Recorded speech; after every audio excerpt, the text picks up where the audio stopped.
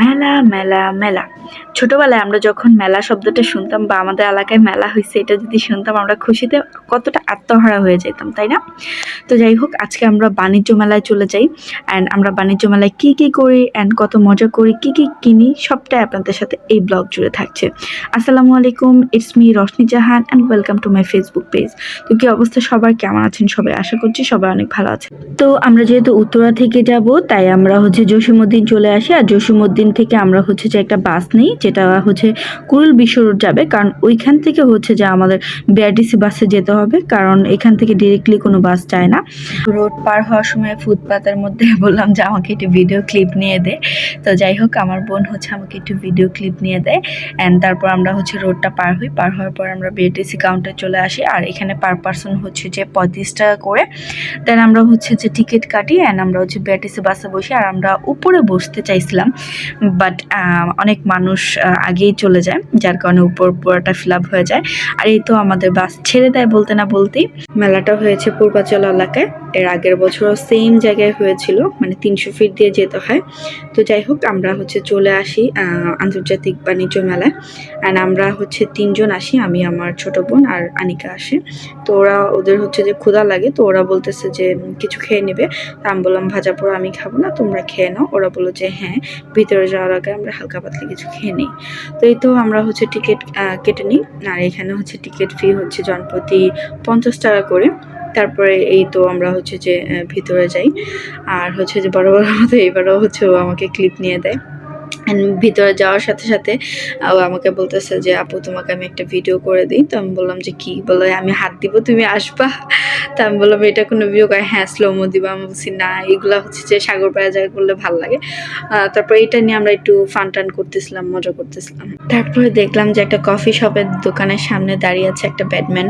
তো ওর সাথে একটু আমরা ফটো টটো তুললাম। তো তারপর যে ভিতরে আমরা যাই। ভিতরে যাওয়ার পর বললাম যে আমার কয়েকটা পিকচার তুলে দাও, কারণ সব জায়গায় ভিডিও নিয়ে ব্যস্ত থাকি, পিকচার তোলা হয় না। তো যে আনিকা আমাকে পিকচার তুলে দিচ্ছিল, আর এই জায়গাটা খুবই ভালো লাগতেছিল। দেন আমরা এটার ভিতরে যাচ্ছিলাম, কারণ এখানে বঙ্গবন্ধুর অনেক স্মৃতি।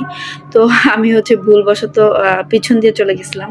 তো যাই হোক এটা নিয়ে আমরা হাসাহাসি করতেছিলাম একটু, যে ভুলে চলে গেছিলাম। তো যাই হোক ভিতরে যাওয়ার পরে বঙ্গবন্ধুর অনেক স্মৃতি দেখলাম এখানে আমরা। তো আগের বারের মতো যা দেখেছি এখানে তাই আছে। তো যাই হোক খুব ভালো লাগলো। আর আমার ভয়েস একটু নয়েজ হবে, কারণ আমার এলাকায় যে ওয়াজ মাহফিল হচ্ছিল, যার কারণে একটু নয়েজ আসছিল। যাই হোক তারপর এখানে যে বিভিন্ন ধরনের বই ছিল বঙ্গবন্ধু।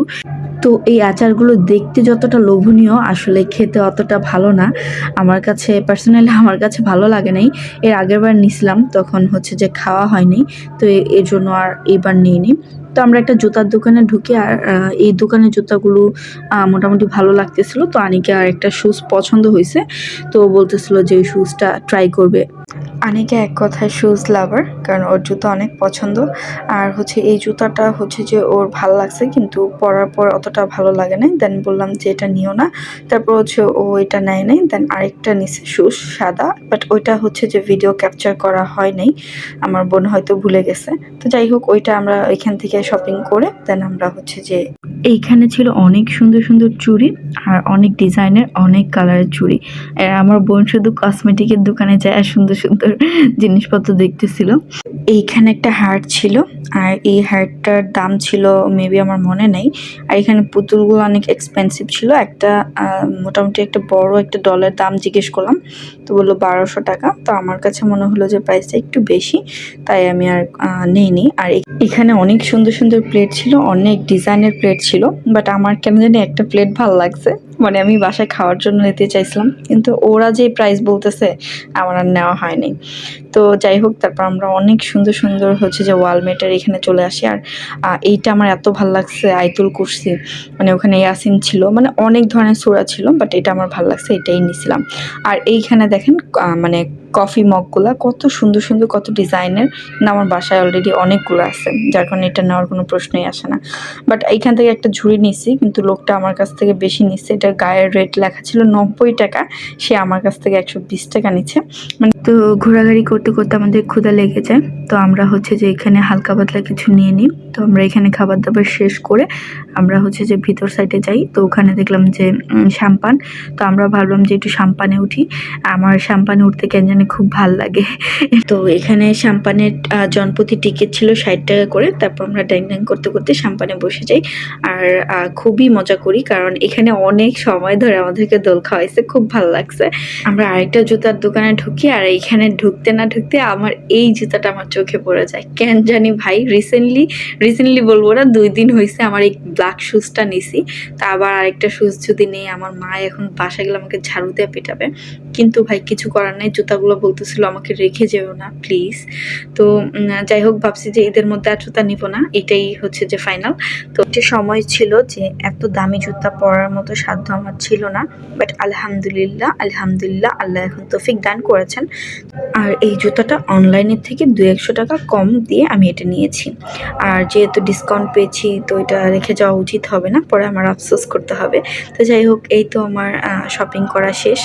একটা কথা কি জানেন, আমি যখনই আল্লাহর কাছে যখনই যা চাইছি, আমি দেরি হলেও সেটা পাইছি।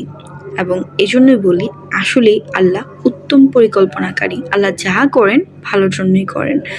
মানুষ কাউকে হতাশ করলেও আল্লাহ তাআলা কখনোই কাউকে হতাশ করেন না।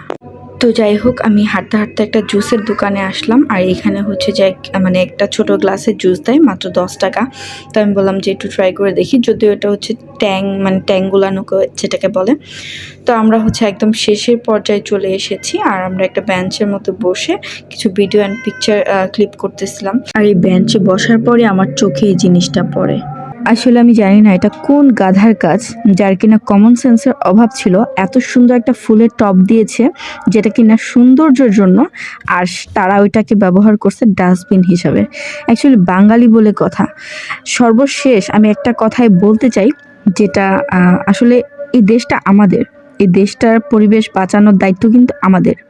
আমরা যদি প্রত্যেকের নিজের জায়গা থেকে একটু সতর্ক হই, তাহলে হয়তো আমাদের পরিবেশটা বেঁচে যাবে, আর আমাদের দেশটাও বাহিরের কান্ট্রির মতো সুন্দর একটা পরিবেশ পাবে। অতএব আমরা সবাই সবার জায়গা থেকে সুন্দর মন মানসিকতা নিয়ে যেখানে সেখানে ময়লা ফেলবো না। এটা খুব বাজে একটা জিনিস, পরিবেশ নষ্ট করে। যাই হোক, দেখতে দেখতে ভিডিওর একদম শেষ প্রান্তে চলে এসেছি। আশা করি ব্লগটি আপনাদের কাছে অনেক ভালো লেগেছে। আর যদি ভালো লেগে থাকে, অবশ্যই আমার ভিডিওটি লাইক করে দিবেন অ্যান্ড আমার পেজটিকে ফলো করবেন। আপনারা যদি ফলো করেন, সত্যি আমার ভিডিও বানাতে অনেক ভালো লাগে। আল্লাহ হাফেজ।